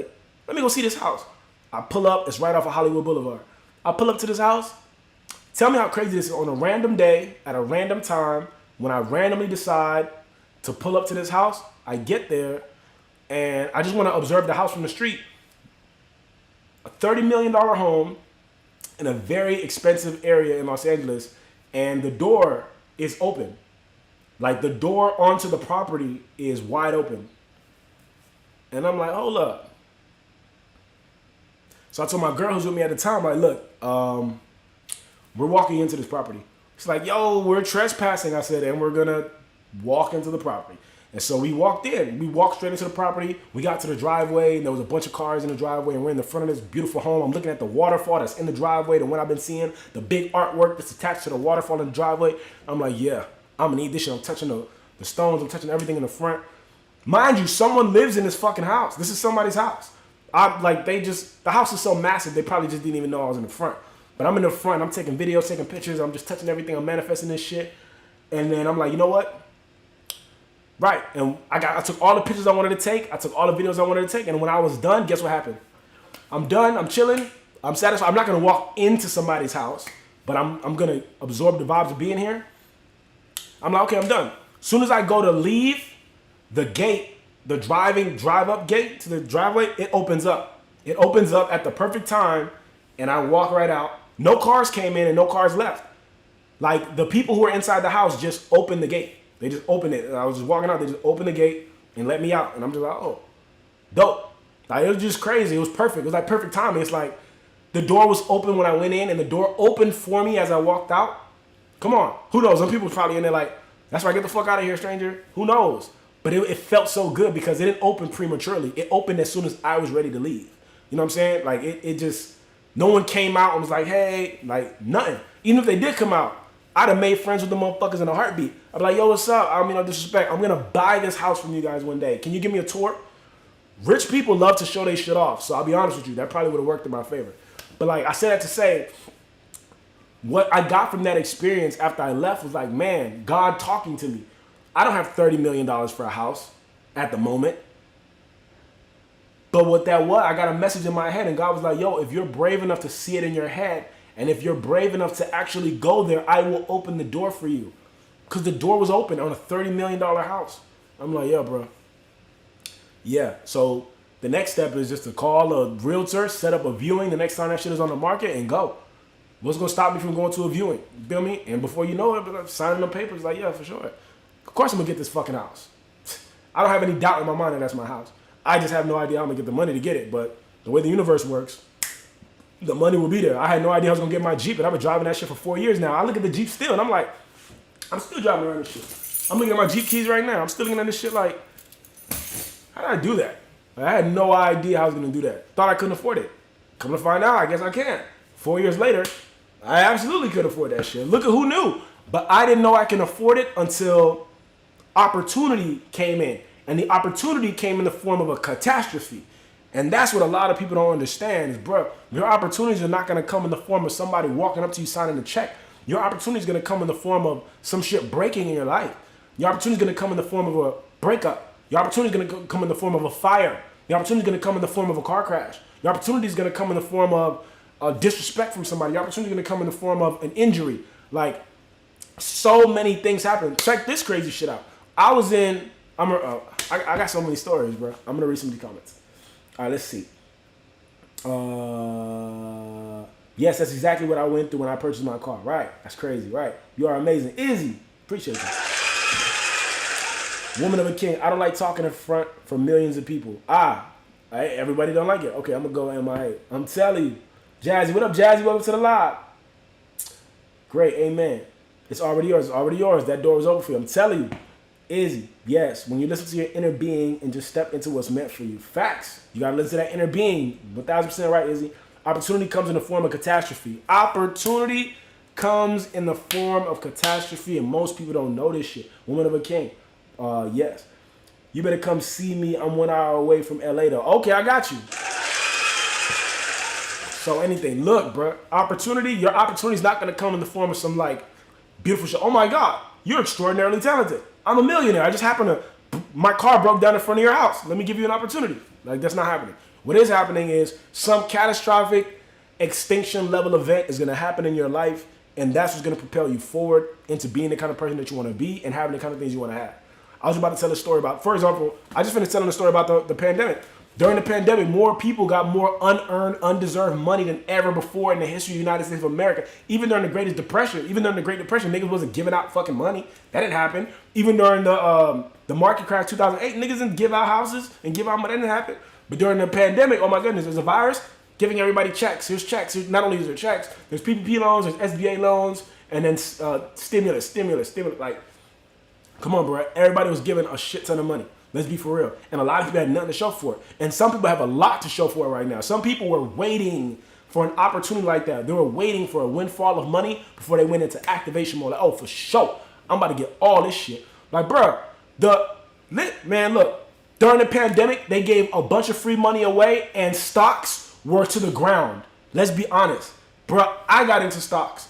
Man, I think I only had I wish I was more liquid at the time. I'm about to buy all this Carnival Cruises and Royal Caribbean and all this shit. I bought everything on Robinhood that I could even get my hands on. I just looked at the chart. I'm like, Good. Pandemic. But you really hear when shit is good.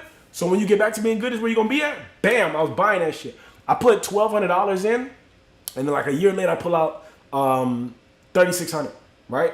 And so, but again, I wish I was more liquid at the time because I would have put more money. All I had was $1,200 to like in cash to be able to do that. I wasn't about to throw all my money in no fucking shit that wasn't gonna. I mean, you still gotta be smart. But like, I put $1,200 into that shit, and then I pulled out $3,600. So I think about that, like, bro, in the realm of investment, very rarely do you ever get 3 times what you invested in. You feel me? Like, people be getting percentages. Oh, I got 11%, 6%, 7%. Like, okay, cool. Imagine getting 300%. No, is it 200%? Because 100% would have been the exact amount of money. So yeah, I think it's about 200%. You know what I'm saying? 200% investment, if that's even how that shit even works. I don't care. I got 3 times the amount of money I put into it. So I'm like, bro, shit's lit. Imagine if I would have put 12,000 or 120,000. I'd have been up like crazy. And every investment thing that I've ever invested in has come like that. Even my last little one, where I invested in some ETFs last year, or in 2022, I invested into ETFs. My homie, I was like, look, man, I'm looking for something to give me 6% interest annually because, you know, I was running off of this metric that I heard. He was like, all right, cool, put this money into this ETF real quick. I put it into the ETF. He told me to pull my money out a month later. And, man, this shit was crazy. He was like, bro, how much did you say you want? I said, I want a 6% interest on my money. And he said, bro, right now, if you pull your investment out, you're at 56% interest on your money. I'm like, bro, you're the man. That shit doubled. He doubled my money like that. So I said it to say, bro, like sexy shit. But during the pandemic, it was a catastrophe. It was the end of the world for most people. And there was so much opportunity out here. Can't deny it, right? Whatsoever. I'm trying to think of this other opportunity I was just talking about. Your opportunity is not going to come in the form... Oh, boom. This is what I was going to actually say. Your opportunity is not going to come in the form of some random shit. Your opportunity is going to come in the form of a catastrophe. It's going to come in the form of some calamity. Me, I wanted a Jeep so bad, I didn't think I could get it because I had them busted a bucket outside. And when that bucket broke down, when God got sick of me, like, not activating my purpose, God was like, okay, here's what I'm going to do for you. I'm going to destroy your car, and I'm going to force you to go get a car. Either you're going to go to the lot and do the easy, simple shit and get you a Nissan Maxima, or you're going to go get the actual car that you want. And so I was like, all right, fuck it. I ain't no punk. I'm going to get that car that I want. And I had to figure that shit out, and I got it. And I loved it. So another thing happened like that in 2022. I was in Atlanta, and I ate a bad sub, and that shit wrecked me. It was like the next day I woke up feeling crazy sick, and by the evening time, I couldn't even lift my legs off the ground, and my lower back hurt. And I'm like, what the hell is this? And it was so weird because it was my mother's birthday. My mother had passed away. So I was like, this is so weird. I was getting really sick really fast. The next day, I had to catch a flight back to Miami, but my hands started going numb. My face started going numb. And my girl at the time was like, yo, bro, I'm taking you to the hospital. So she took me to the hospital. They tried to do blood pressure on me 3 times and nothing was coming back right. And they rushed me to the back. They're like, yo, bro, your kidneys are failing. Your kidneys are operating at 20% right now. If you would have came in any later, we would have immediately had to put you on dialysis. I'm like, damn, what in the world could this be that is making me this sick this fast? Like, what the hell's happening? And it ended up being that I had E. coli and Shigella, 2 completely different foodborne, like bad shit that you get from food. You can get E. coli one way, you can get Shigella another way. I had both at the same time. No shit was gang banging my organs, and they were destroying my kidneys, bro. Like they said, if you would have came in any later, we would have put you on dialysis. If you would have never came in at all, then you probably would have died at your house. You would have just experienced organ failure and you would have just died over there. I'm like, damn. And I'm like, Brandon, like, yeah, bro. And furthermore, if you weren't a healthy young man, this would have been way worse for you. They were like, you're vegan? And at that time, I was completely vegan. I was like, yeah, I'm vegan. He was like, the doctor was like, that's good. He said, that's really good. He said, that's probably saving you right now. He said, because a majority of the reasons, or like 90% of the reason why most of these other people are in here is due to meat that they eat. Inflammation in their body, and all that inflammation is coming from the meat that they eat. And they don't know that, and they'll never stop eating meat, so I'm going to keep seeing them forever. They're going to die like that.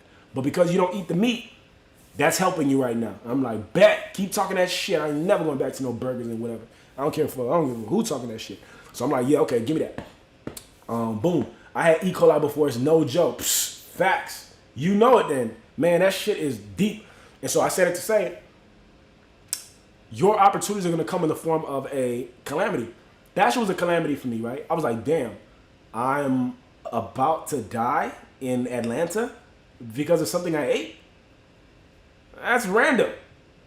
Really random. And the message that I got in my head from God at that moment was two things. One was I was not supposed to be in Atlanta. I went to Atlanta on some random mission to please this girl that I was with at the time. Like, I knew I wasn't supposed to be in Atlanta, but to save my relationship and all that shit, I was making decisions based on someone else's approval of me. And so I had already known I wasn't supposed to go, but I made the fleshy, physical, worldly decision anyway instead of my spiritual decision. Like, nah, I ain't going over there. And that's what happens. Like, if you hear something in your head that tell you don't go somewhere, bruh, you know what I'm saying? Listen. So I knew I wasn't supposed to be there, and God was like, bam, told you I'm supposed to come over here. 1. 2, it was God letting me know, bro, like, at any point in time, I could take you off of this planet. You know what I'm saying? Don't waste a moment of this shit. Don't waste not 1 second, because a fucking sandwich can take your life. Don't waste a second of this, because none of it is promised to you. I habitually have had a bad habit of assuming that I have more time than I do.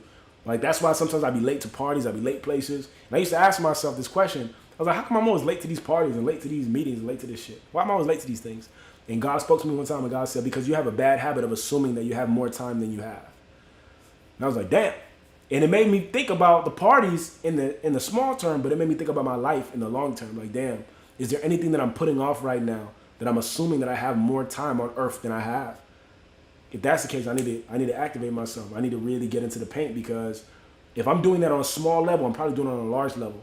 So I'm assuming that I have more time than I have. I'm assuming that I'm gonna live to be 50 when really my clock might stop at 35. You know what I'm saying? So there's no promises to nothing. If you got some shit you got to do it.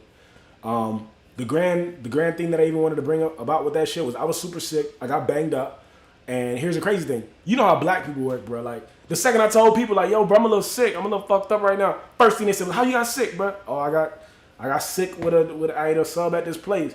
Now, word? Oh, you gonna sue, right? Oh, you gotta sue. That's a big check. You gotta sue. Every single person that heard me getting sick, the first thing they said was, are you okay? And are you gonna sue? And I'm like, damn, I guess that's what we do. I've never sued anybody before. But I happen to have one of them lawsuits going on right now, so I'm like, all right, cool. So I'm letting that shit run, but based on what the lawyer was telling me, I'm like, okay, cool. So there is a case there. There is something there, and there is some sort of monetary compensation for all my troubles and all my ailments. So I'm like, look at that crazy ass shit. So I got fucked up, but because I survived, now there's a payout coming. And now I feel just like every other Walmart slipping ass person in the world. You know what I'm saying? I wouldn't wish that on anybody. Like, ain't no amount of money in the world worth someone telling you that your kidneys are failing and that they gotta rush you to the ICU. I stayed 5 days in the ICU. You know what I'm saying? Like, the doctor came up to me and was like, yo, bro, you're gonna be okay. We're gonna flood you with some antibiotics, flood you with some fluids. You're gonna be good. He said, okay, I'm gonna be good. He left. 5 minutes later, the nurse came in and said, we're taking you to the ICU. And I'm like, hold up. ICU stands for intensive care unit. This doctor just said they're gonna pump me with some IVs and I'm gonna be straight. How you go from I'm gonna be straight to nurse in here like in ICU? That doctors get paid to keep you calm. Like, I'll tell you, that's fact. Doctors get paid to keep you calm. So I said that shit to say, like, man, look, do not allow anything to get in your way, but your opportunities will come in the form of catastrophe. So, like, just a lot.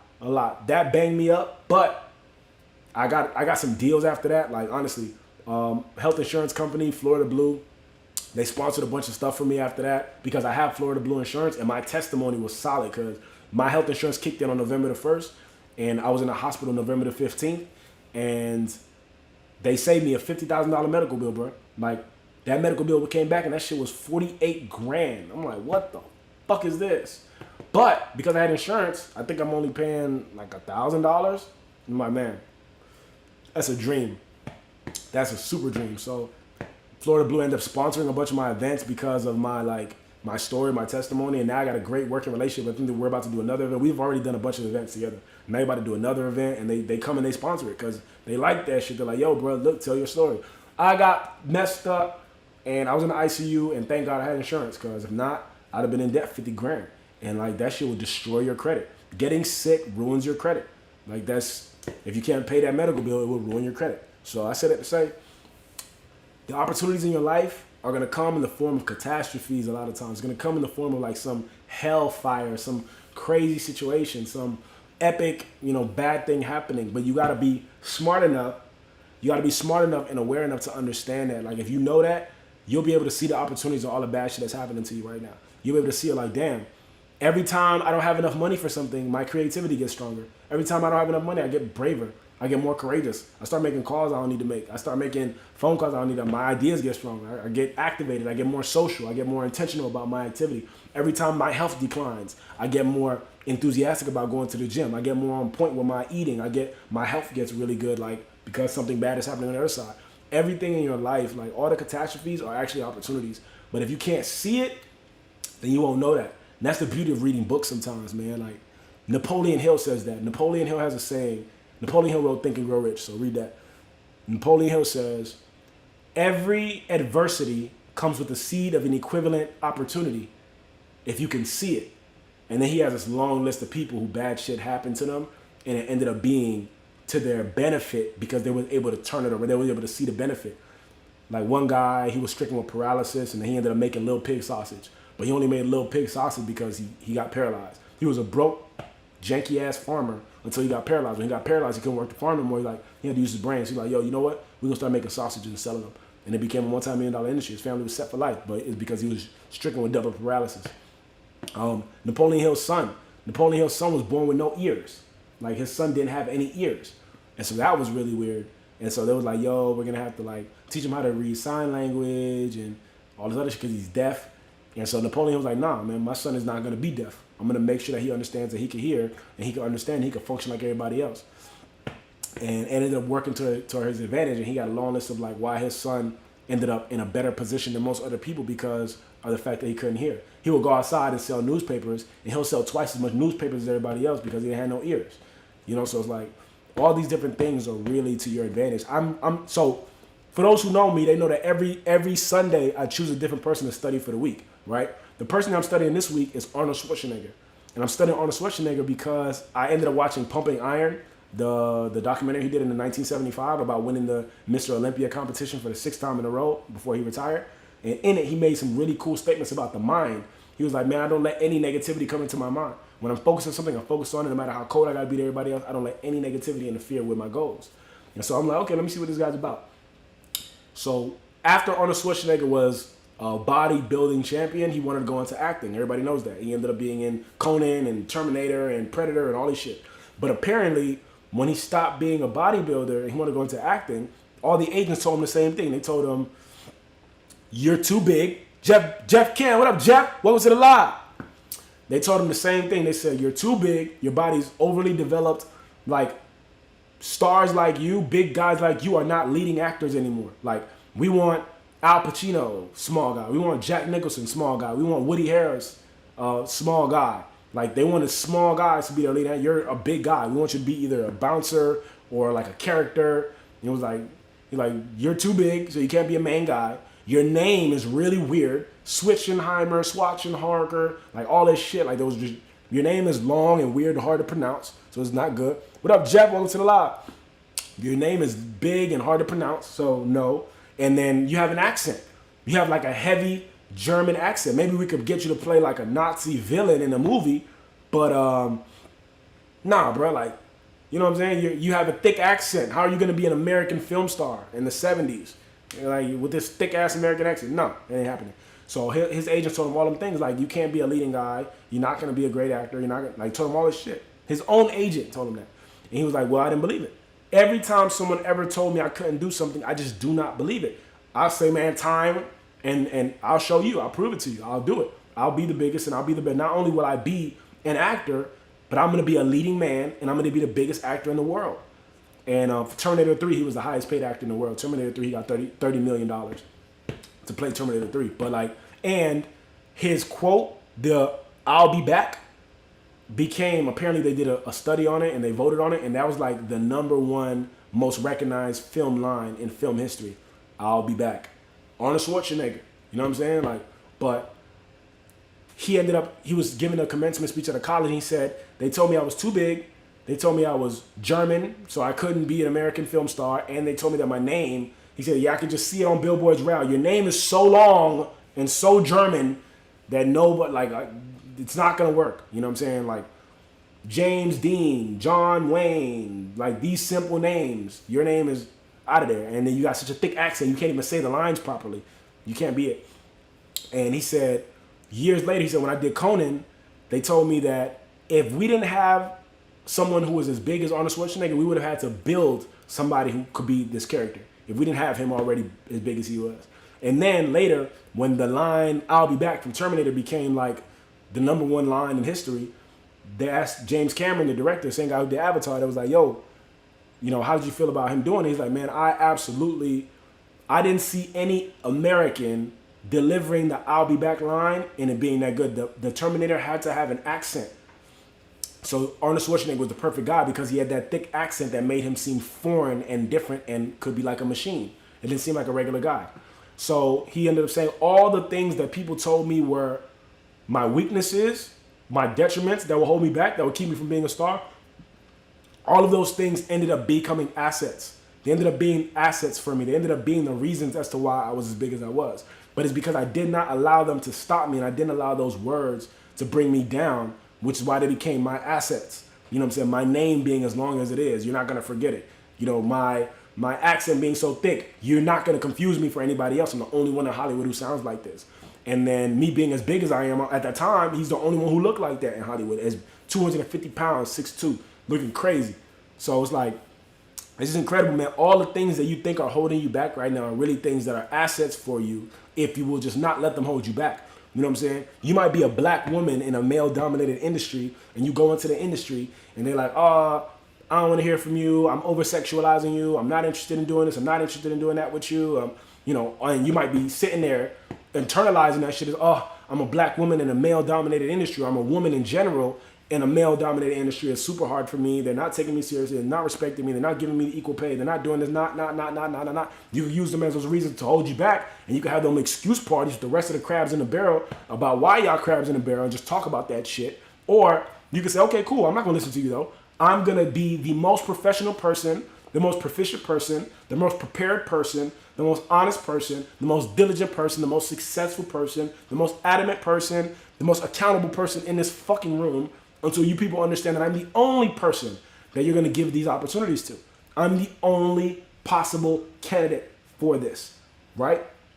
And eventually what you're going to find if you come with that second mentality is that people are going to end up saying, man, she's so incredible. You know, the best part is because she's a woman, she was able to navigate these spaces in a way that because you know, men are real bravado and this and that. But because she's a woman, we wanted to do business with her. She was so kind and so nurturing throughout the process. She did this for us. She did that for us. She was considerate on a certain kind of level. And because she's a woman, like they'll end up, when they go and they tell your story, they'll end up saying because you were a woman is why you succeeded past all the men. Is why you went above and beyond past everybody else. You just can't let that shit slow you down. Because she was a black woman too, you know, she was able to appeal to audiences that no one else was able to appeal to. She understood their pain points. She understood the don't touch my hair philosophy. She got it. And so that's why she's so successful. It's like, nah, bro. She's successful because she didn't allow any of those detriments and any of those like adversities to stop her. So when she got past a certain point of that, I don't give a fuck anymore, and I'm going to be successful despite what you say, now every time you open your mouth, all those things that were like things that would stop her, there's a perfect word I'm looking for, but I can't find it. All those things that were detriments to her in the beginning are assets to her now. You know what I'm saying? They're like, oh, she's so amazing because of this and that and this and that and this and that. And they're going to use it all the same way they're using it for Arnold Schwarzenegger. Oh my God, he was such a big guy. It was great. And he was so German. It was amazing. And his accent and his name, you know, it's iconic and the big letters. But bruh, in the beginning, they told him those are all the reasons why he couldn't win. They told him, well, those are all the reasons why he's going to be a bouncer or he's going to be a Nazi villain in a movie. Like, and he never played a Nazi villain. This dude was the Terminator. This dude was Conan. This dude was Predator. This dude was an all-American movie star from top to bottom. So like, but if you hear him tell it, he's like, yeah, bruh. But if you understood, my agent looking at me crazy. Didn't give me any opportunities. Didn't give me anything. I had to show up and show out. I had to prove myself. You know what I'm saying? Prove myself time and time again. So I wanna impart that on y'all the same way it's being imparted to me right now. Go for that shit. Don't let anybody stop you. Don't let anybody slow you down. Don't let anybody like impede your ability to succeed. Anything that you think might be holding you back is actually an asset. Yeah, you was raised poor. Cool, you understand the pain points of 90% of the people that are going to buy your products, because the majority of the people on the planet are poor. So you understand their pain points. You can talk to them. You can speak to them clearly. I like listening to people who, when they open their store, I grew up with no money. Bet. Now I can listen to you. Because if you open the conversation, which you grew up in Beverly Hills or Orange County, I don't know what the fuck you're talking about, because your environment growing up was categorically different than mine. You won't understand half of the shit I got to go through to get where I'm going. You don't get it. What's up, Jasmine Major? Welcome to the live. How you feeling? Turning pain into passion. Facts. I'm telling you. And this is a mentality. Everything we talk about in these lives, I like talking about the human potential and all we can do with it, but what it ends up being is really just a philosophy. All we're talking about here is philosophy. And philosophy is not supposed to be something that just exists in your mind. You know what I'm saying? Like, I heard a really wise man say this one time. He said the true purpose of learning and the true purpose of information is not knowledge. You're not learning so that you can have knowledge. The true purpose of learning and the true purpose of information is action, activity. You learn something not so you can tell somebody that you know it. You learn something so that you can do something with it. It's all about what you do. Nike, just do it. They hit the nail on the head with that. You learn this thing so that you can do something with it. It's not about having information in your head. One of the smartest men I ever met in the world is a homeless man who lives in downtown Miami. It's not about knowing the shit. It's about what you do with it. What are you going to do with this bit of information? You know what I mean? Jasmine Major, thank you for that. Thank you for the gift, Jasmine Major. You're the truth. Appreciate you. And it's true. High-level conversations. Yup. Keep the energy up. Right. Let me see. Oh, yeah, absolutely. Suing isn't only for a specific set of person. It's for anyone. Right. I heard that quote before I ever eventually saw the movie. And he was just in a commercial where is making money off his accent in an insurance commercial. You see? Crazy, period. That's a concept that comes up in Shogun. Interesting. But yeah, man. I just say that. Just supporting King. I appreciate you, Jasmine. Made you the truth. How was your modeling gig? But I'm telling y'all, man. I'm telling y'all that's really what it breaks down to. You know? And every time I learn something from somebody, I want to impart it on y'all the same way I'm getting it. Each one teach one and pass the game on, and I like that. And we don't gatekeep around here. But I just really like that concept of everything. Like, your opportunities are really going to come in the form of catastrophe. That's where your opportunity's not going to come in the form of some wizard of Oz popping up and telling you, you know, hey, here's a check, Publisher's Sweeping House. I don't even know if they do that shit anymore. But I used to always wish they did it to us. I just see that shit on TV. Like, when are they going to walk to our house with the check? They never did. You feel me? But we can walk to our house with checks. You feel me?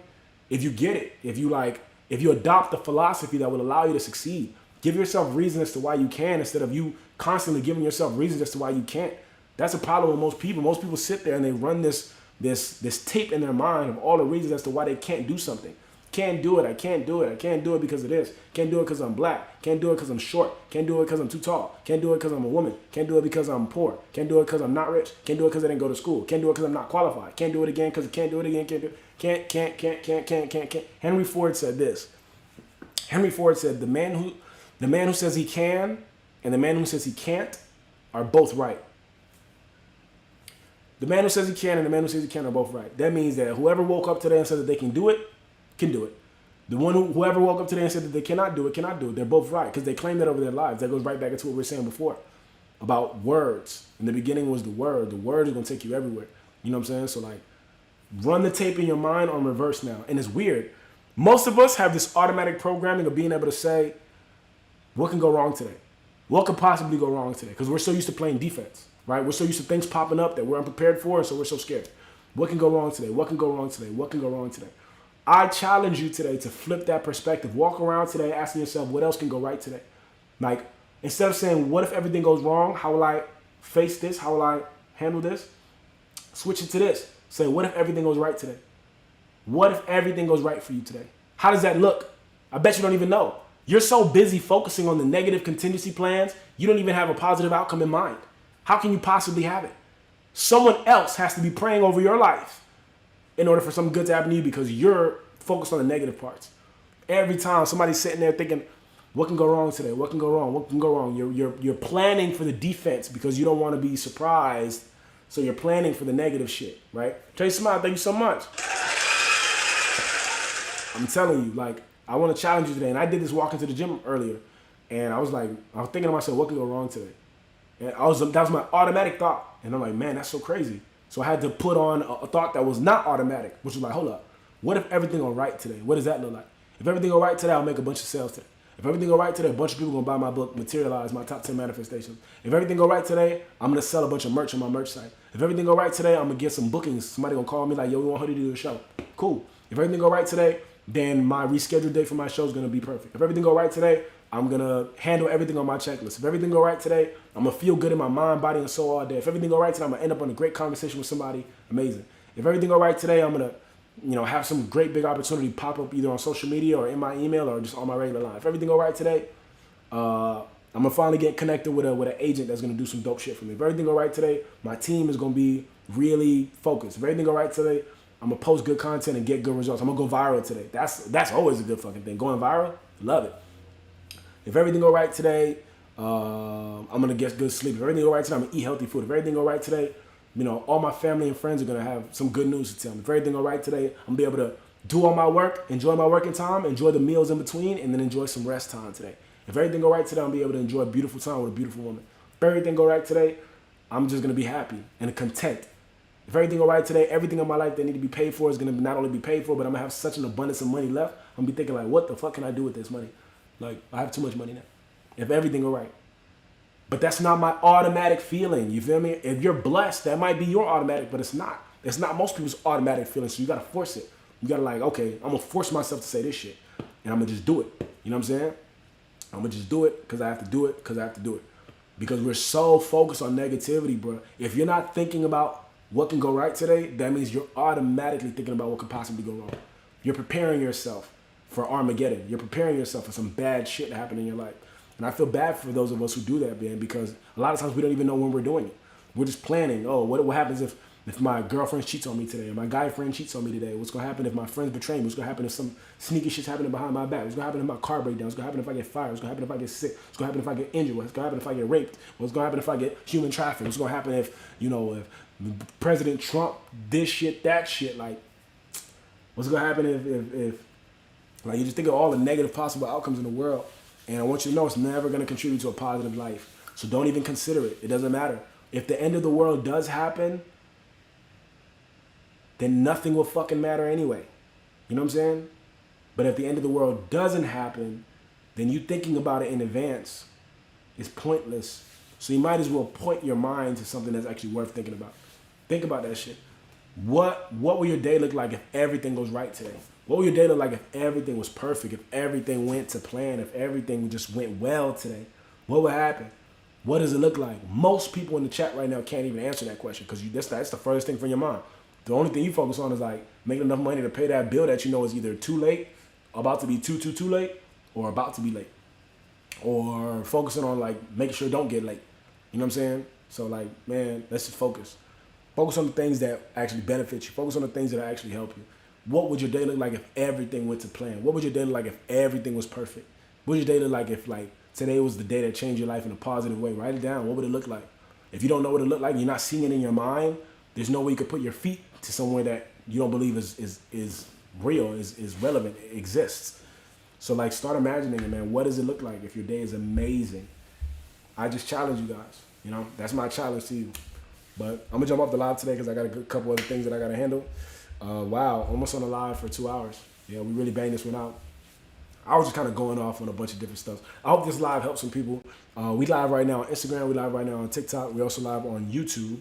And if you saw something in this live that you really liked, that really helped you or something, you can rewatch this on YouTube because all these lives are saved on YouTube. So go straight to the King Hoodie YouTube channel when this is done.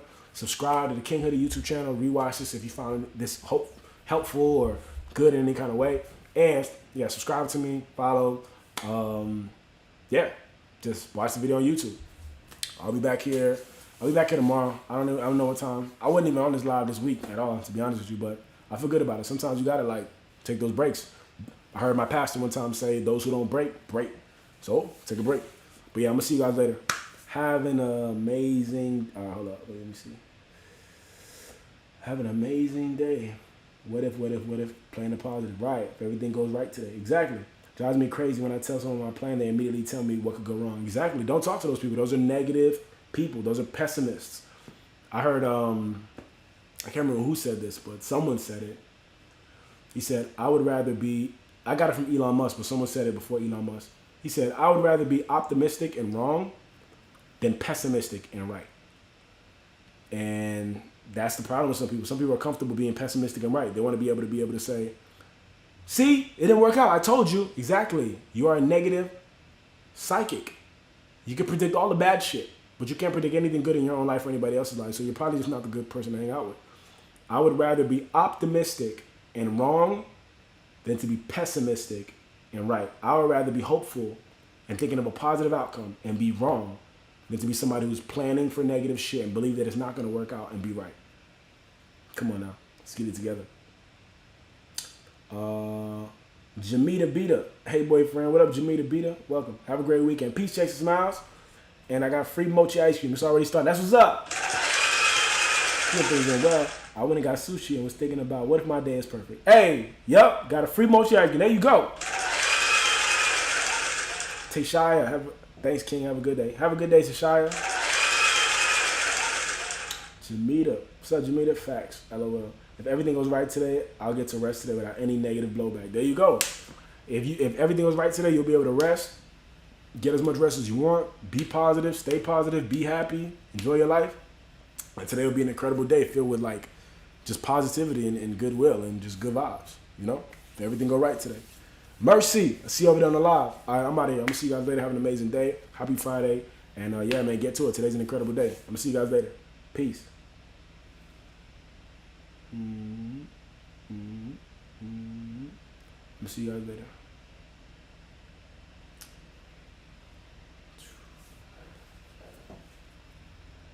Friday, and yeah, man, get to it. Today's an incredible day. I'm gonna see you guys later. Peace.